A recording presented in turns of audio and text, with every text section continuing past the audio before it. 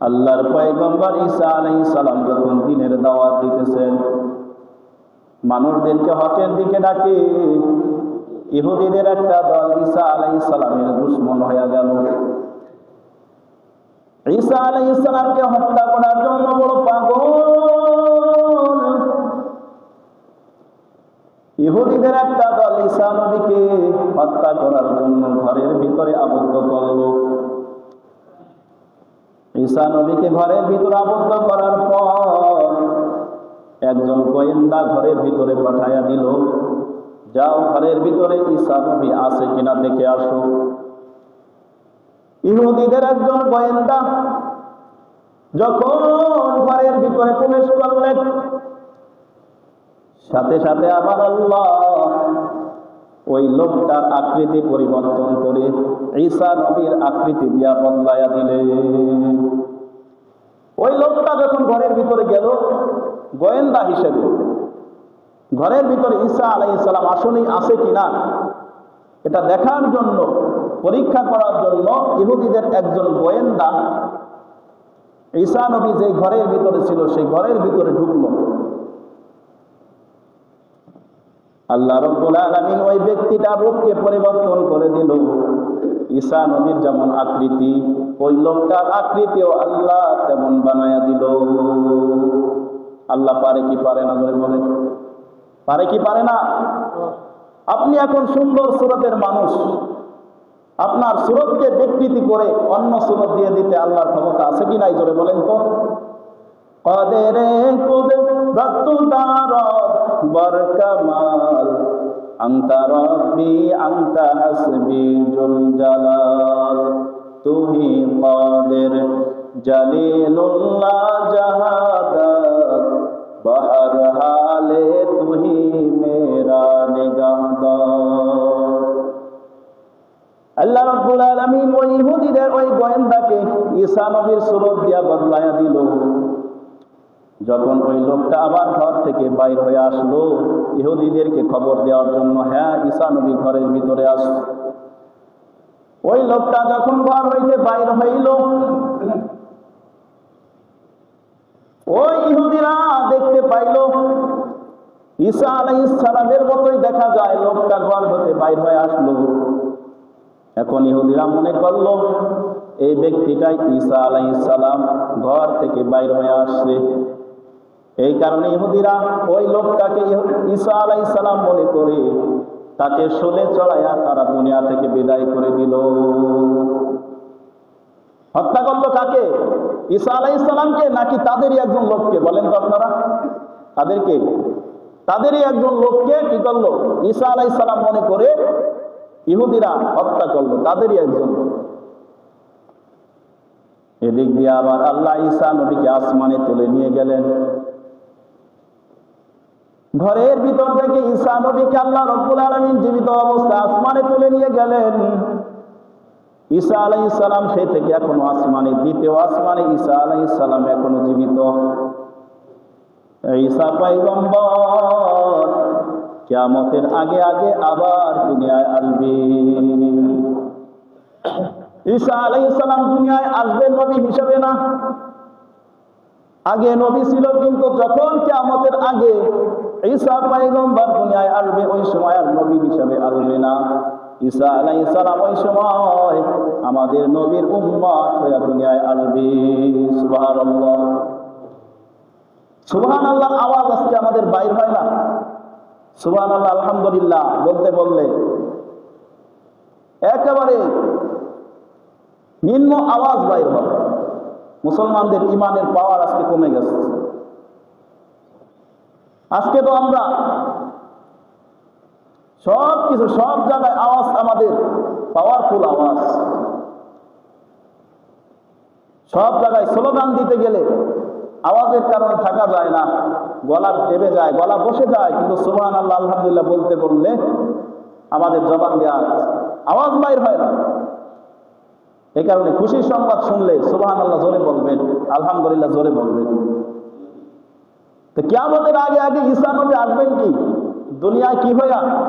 নবী হইয়া নাকি উম্মত হইয়া? বলেন তো সবাই, কি হইয়া?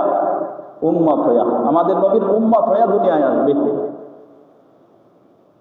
আমাদের নবীর উম্মত হয়ে আসার একটা কারণও আছে। কি কারণ?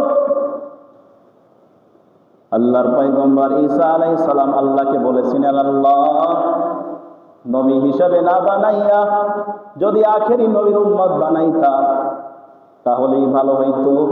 নবী হয়ে আসার কারণে কত মার খাইতে হয়, কত নির্যাতন সহ্য করতে হয়। তোমার আখেরি নবী জনাবে মুহাম্মদুর রাসূলুল্লাহ সাল্লাল্লাহু আলাইহি ওয়াসাল্লামের উম্মত হিসেবে যদি বানাইতা আমি ঈসা বড় সন্তুষ্ট থাকতাম। আমার আল্লাহ ঈসা নবীর এই দোয়াটাকে কবুল করেছেন। এই কারণে কিয়ামতের আগে আগে আমাদের নবীর উম্মত ঈসা আলাইহিস সালাম দুনিয়ায় আসবে। সুবহানাল্লাহ। তো ঈসা আলাইহিস সালাম দুনিয়ায় আগমন করবেন কিয়ামতের আগে আগে। কখন আগমন করবে? যখন দাজ্জাল গোটা পৃথিবী ব্যাপী বিপর্যয় সৃষ্টি করবে, গোটা পৃথিবীর মানুষকে গোমরাহ করে ফেলবে দাজ্জাল, গোটা পৃথিবীতে বিপর্যয় সৃষ্টি হয়ে যাবে, সমস্ত মানুষগুলো গোমরাহ হয়ে যাবে। এই সময় ঈসা নবী দুনিয়ায় আসবেন। ঈসা আলাইহিস সালাম দুনিয়ায় আসবেন দাজ্জালকে হত্যা করার জন্য। কিভাবে আসবেন? দামেস্কের একটা মসজিদের সাদা মিনারে ঈসা আলাইহিস সালাম দুইজন ফেরেশতার পাখায় ভর করে নামবেন। দামেস্কের পূর্ব দিকে অবস্থিত একটা মসজিদের সাদা মিনারে অবতরণ করবে। কেমন সময় অবতরণ করবে? দাজ্জালের অত্যাচারে মুসলমানরা অত্যাচারিত হয়ে, ওই সময় তো ইমাম মাহদিও থাকবে, ইমাম মাহদি সহ যারা মুসলমান থাকবে, ওই সময় দাজ্জালের এই বিপর্যয় অবস্থা দেখে তারা ধৈর্যহারা হয়ে দাজ্জালকে হত্যা করার পরিকল্পনা করতে থাকবে। মুসলমানরা মিলে, ইমাম মাহদি মিলে দাজ্জালকে হত্যা করার পরিকল্পনা যখন করতে থাকবে মনে মনে, এমন সময় ফজরের নামাজের টাইম হয়ে যাবে। ফজরের নামাজের ইকামত শুরু হয়ে যাবে দামেস্কের একটা মসজিদে। ইমাম মাহদি ইমাম হইয়া নামাজ পড়াইতে যাবে, সামনে যখন চলে যাবে, এমন সময় ঈসা আলাইহিস সালাম ওই দামেস্কের পূর্ব দিকের মসজিদের মিনারে, সাদা মিনারে দুইজন ফেরেশতার পাখার উপরে হাত রেখে রেখে অবতরণ করবে। অবতরণ করার পর ইমাম মাহদির পিছে মুক্তাদি হইয়া নামাজের জন্য দাঁড়ায়া যাবে। ইমাম মাহদি আলাইহিস সালাম যখন ঠিক পেয়ে যাবে আমার পিছে ঈসা আলাইহিস সালাম আসছে, ওই সময় ইমাম মাহদি পিছু হটে চলে আসবে, ঈসা নবীকে বলবে, ও আল্লাহর পয়গম্বর ঈসা, আপনি আমাদের নামাজের ইমামতি করেন, কারণ আপনি তো একজন সম্মানিত মানুষ, পূর্বে নবী ছিলেন, আপনি ইমামতিটা করেন। কিন্তু ঈসা পয়গম্বর ইমাম মাহদির হাতে হাত রাইখা, কাঁধে হাত রাইখা বলবে, না না, বরং তোমরা উম্মতে মুহাম্মাদির এত সম্মান, তোমরা একজন আরেকজনের ইমাম হওয়ার যোগ্যতা রাখো। সুতরাং আমি ঈসা এখন আর নবী নাই, এই কারণে তোমরা আখেরি নবীর উম্মত, তোমরাই হলো শ্রেষ্ঠ। সুতরাং ইমামতির যোগ্যতা হলো তোমাদের। আমি ঈসা নবী ইমামতি করব না, বরং তুমি ইমাম হইয়া নামাজ পড়াও, আর আমি মুক্তাদি হইয়া তোমার পিছে নামাজ আদায় করব। সুবহানাল্লাহ। ইমাম মাহদি আমাদের নবীর উম্মত, তার পিছে ঈসা আলাইহিস সালাম এসে কি করবেন? নামাজ পড়বেন। এর দ্বারা বোঝা যায় আমাদের নবীর উম্মতের মর্যাদা কত। আমাদের নবী যেমন দামি, আমাদের নবীর উম্মত তেমন দামি। আমাদের নবী যেমন সর্বশ্রেষ্ঠ নবী, সর্বশ্রেষ্ঠ নবী কে বলেন তো সবাই? আমাদের নবী সর্বকি শ্রেষ্ঠ নবী, জোরে বলেন, আমাদের নবী কি? সর্বশ্রেষ্ঠ নবী। আমাদের নবী সর্বশেষ নবী। আমাদের নবীর সম্মান কেমন সম্মান, যা আলোচনা করে শেষ করা সম্ভব না।